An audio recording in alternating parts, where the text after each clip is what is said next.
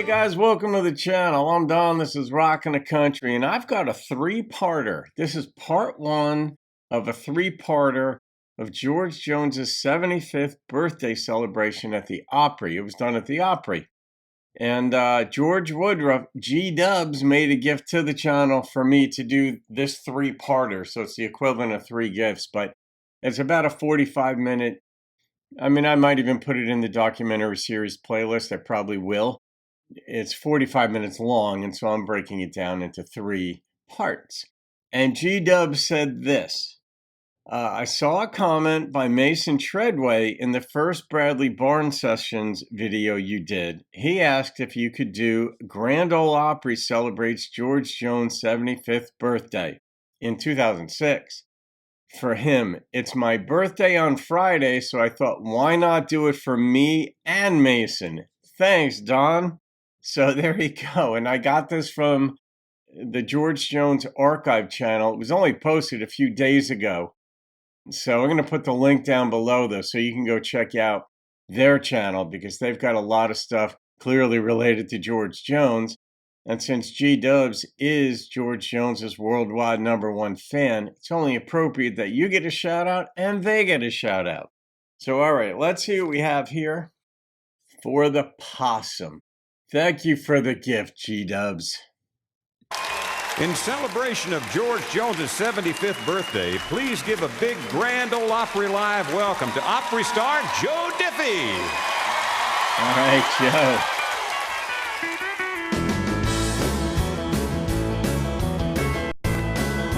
Did Joe kick it off? Well, in North Carolina, way back in the hills, lived my old pappy and he had him a still. He blew white lightning till the sun went down, and he'd give him a jug and he'd pass it around. Mighty, mighty pleasing, your pappy's born squeezing. White lightning. He had to practice that, but he did well with it. Team and revenuers too, searching for a place where he made his brew. They were looking how to book him, and my pappy kept on cooking. White lightning.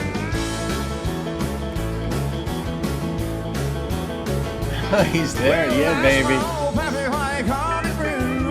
White lightning still a Mountain Dew. I took a little sip and right away I knew, with my eyes bugged out and my face turned blue. Lightning started flashing, thunder started clashing. White lightning. Well, the team and the revenuers too, searching for a place where he made it through. They were looking on a booking, but my pappy kept on cooking. White lightning. You hear that piano in the back?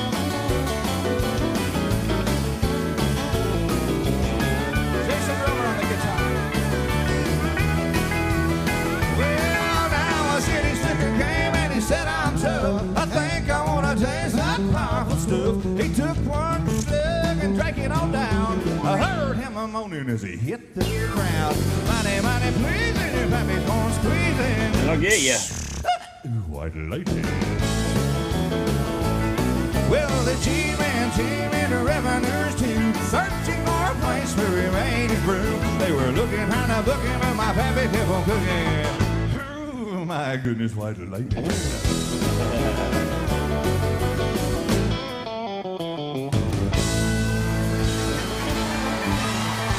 Happy birthday, George!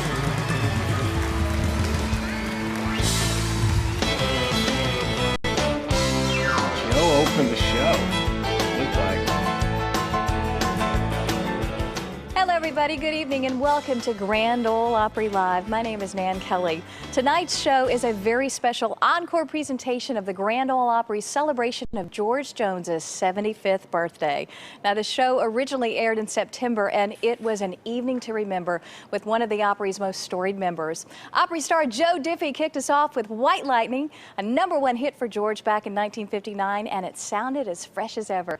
Now, Joe was one of many in an all-star lineup that came out to pay tribute to the Possum, and everyone performed their favorite George Jones song, including Billy Ray Cyrus, Craig Morgan, Joe Nichols, the legendary Tanya Tucker. That was so cool. Alison Krauss at Union Station featuring Jerry Douglas, and the newest member of the Opry, Dierks Bentley.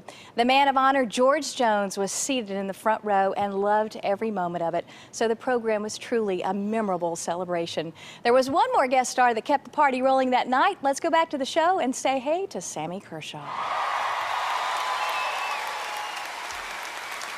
Everybody would do this. Hey, please come. Mr. Jones. Welcome. Happy birthday. We're going to do a song, and it's going to show you what real country music is really all about. It's a good old country soul song by Mr. George Jones himself. Boys, kick her off. 3, 4, 1, 2.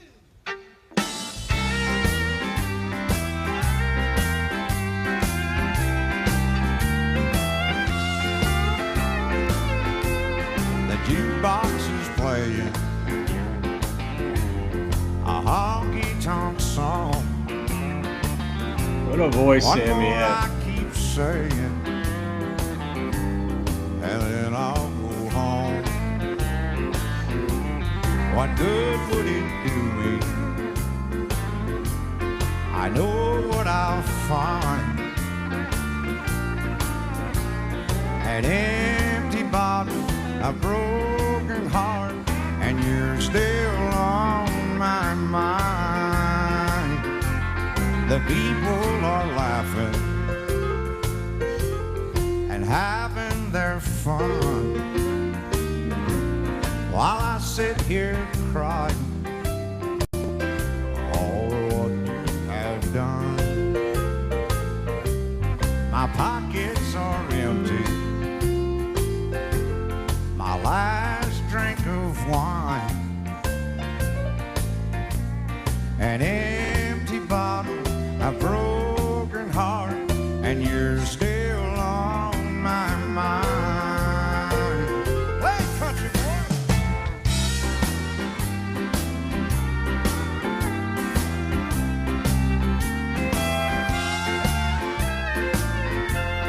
Alone and forsaken,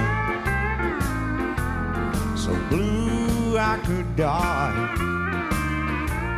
I just sit here drinking until the bottle runs dry. To try and forget you, I turn to the wine.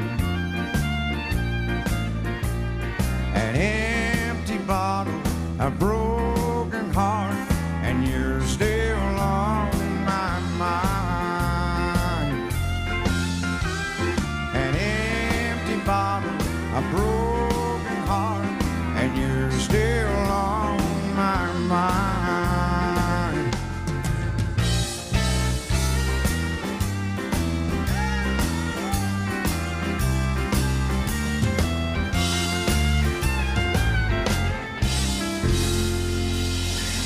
Oh, thank you. How about a hand for the band, y'all?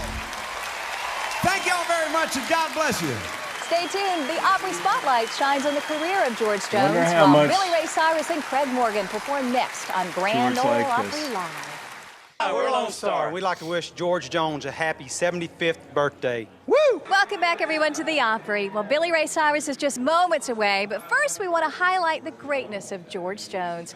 You know, he's had so many peaks and valleys over his 50-year career, but as we look back from his love her 75th speaking birthday, voice. the peaks are so lofty, they stand as monuments that define country music for generations of music fans. When you hear George Jones sing, you know instantaneously that's country. Watch this. Just because I saw her, then went all to pieces. While the world around us is ever changing, there's one constant in country music: George Jones. And for more than 50 years, he's proven it with an unbeatable record. She thinks I still care. George Jones has recorded nearly 200 albums while charting 166 singles, more than any other artist in all genres of music. We're gonna hold on he could take a line with 3 or 4 words in it and make it last 6 bars. You know, he can stretch it out, and he does it with such feeling that you know that he means what he's singing. He stopped loving her today. Opry legend and member of the Country Music Hall of Fame, George Jones and his trademark vocals continue to be a guiding force for a new generation of singers.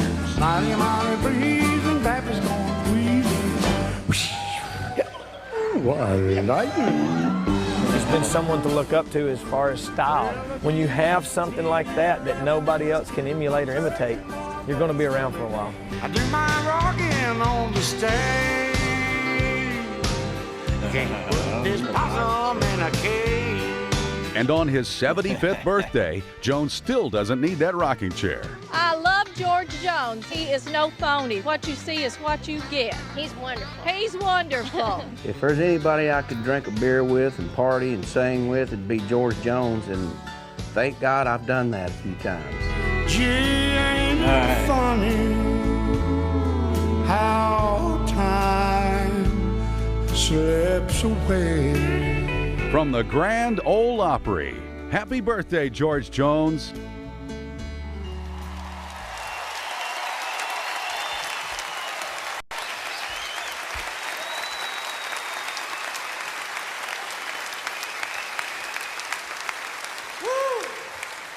George Jones, what an honor it is to be here tonight and to be celebrating your 75th birthday.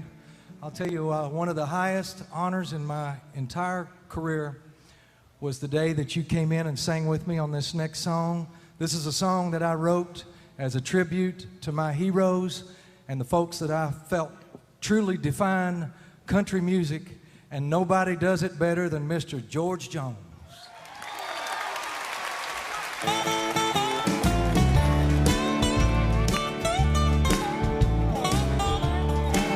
Unlikely combination, George and Billy. I sure miss old Waylon, and paychecks paid his dues.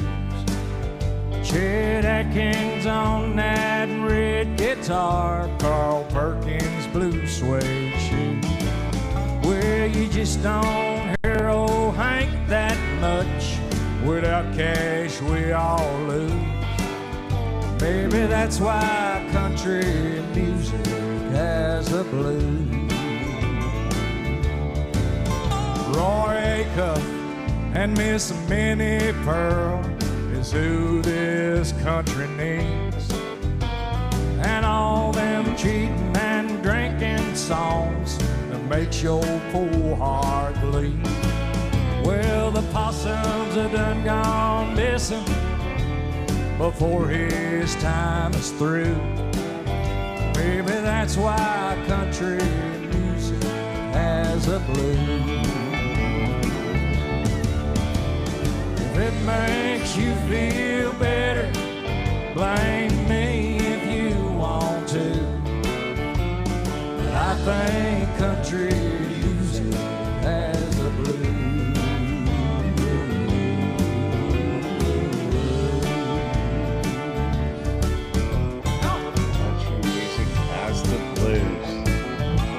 Great lyric.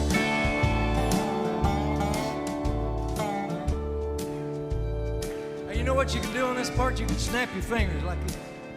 Oh, yeah. That sounded good. Not jazz hands? I'm going to savor this moment just for a second. George and Nancy, God bless you both. I love you. It's for you. Oh yeah, get quiet in here, ain't it? There you go. I'll see if y'all want to see the Possum get up one time and shake that thing just a little bit. All right. Now Merle Haggard and all those strangers, oh, they ain't heard anymore. And old Buck and Conway Twitty, they used to pack that old dance floor. And Loretta and Patsy and Tammy Wynette, I bet they ain't amused. And I bet they surprised to hear that Nashville has the blues.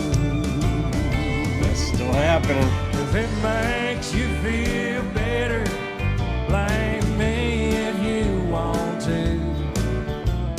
But I think country music, yeah, I know country music, yeah, I'm sure country music has the blues.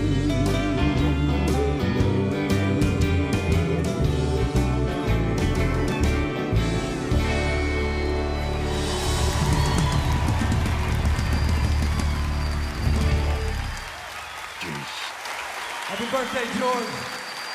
We love you. Thank you. Yeah, Billy Ray Cyrus and Country Music Has the Blues from his new album, Wanna Be Your Joe. You know, I want to hear that version with George and Loretta. All right, before they do the next one, that'll do it for this episode, part one of a three-parter. And, you know, I see George and I just wonder, because he's been part of so many of these celebrations and people are giving you so much adulation and stuff. But, you know, from other documentaries in George's life, he really just kind of wanted to be left alone for the most part. And he didn't want big audiences and all that. He had no choice. He was thrust into the limelight because of his music, his songs, and people just loved what he presented. But that really wasn't him per se. So even now, like I watch him at the 75th and everybody's like, happy birthday and clapping and they're just all about it. But there's the other part of a person's psyche is that, you know, it's not so much that you get used to it, but in a way you do, like all the adulation. I had a friend of mine, Tony has since passed. Tony passed, I don't know, about 15 years ago. And he was like an Italian sort of like second father to me, like father figure in ways. And he was not shy about expressing his opinion. Now, Tony was on the Forbes list of largest private companies in America. And that didn't include his overseas holdings, which were at least would double the size of his company. But I remember he had bought a penthouse apartment in New York City. And it was overlooking the East River. And in the distance, you could see planes landing at LaGuardia and right near Roosevelt Island, not far from the mayor's, like 2 blocks from the mayor's mansion in New York. Yeah, we were both looking out the window and I just said, you know, Tony, like, congratulations, like on your success. Because I knew his story to get there and it was not this direct route up. It was like work for a company for a while. The company folded. He's out of work. Then yada, yada, yada, and buys a company and then takes off with that. And I said, you know, I just said, congratulations on all your success. And I still remember he was just looking out the window and he just goes, it's all bullshit. He said, because when you can have anything you want, it all loses its meaning. And I thought, well, all right, interesting. Like, I'll work that into my understanding of different perspectives of life and things. And I could see where he's coming from. There's a solution to it. You could give it all away, but that's not responsible either. But when I look at George Jones here, I just wonder, like, how much did he look out and say, all right, all these people are throwing themselves at me, for example. All of them are cheering for me, all this and all that. It's like, but it really didn't do anything to make my life that much better, especially if I wanted really just to play for small audiences or whatever. So when I look at his face, I try to read it. And you can't really read what George is thinking any more than you could read well, some people's faces are pretty readable. He has a good poker face. And I'm also trying to read Nancy's face too. Like, what is she thinking here? So... But as far as the artists go, holy cow, man, these guys knock these songs out of the park. And I love that they revere him the way they do, regardless of what George and how he's interpreting it. They have the right, the privilege, the responsibility of sharing their heart and their mind with George as far as what he means to them. And he means a lot to people. He inspired a lot of folks. So regardless of what frame of mind George is in, he might be loving it, overwhelmed, shocked, or what have you, or maybe not. But these people, they mean a lot. You know, it means a lot to them to be able to share their thoughts with George. And that matters, regardless of how it may be, processed, if you will, by George. But fantastic stuff, G-dubs. I love this. I don't know what's coming up in part 2 and part 3, but we're going to find out tomorrow. All right, guys, have a wonderful day. See you on another video and keep rocking the country. What good would it do me? I know what I'll find. An empty bottle, a broken heart, and you're still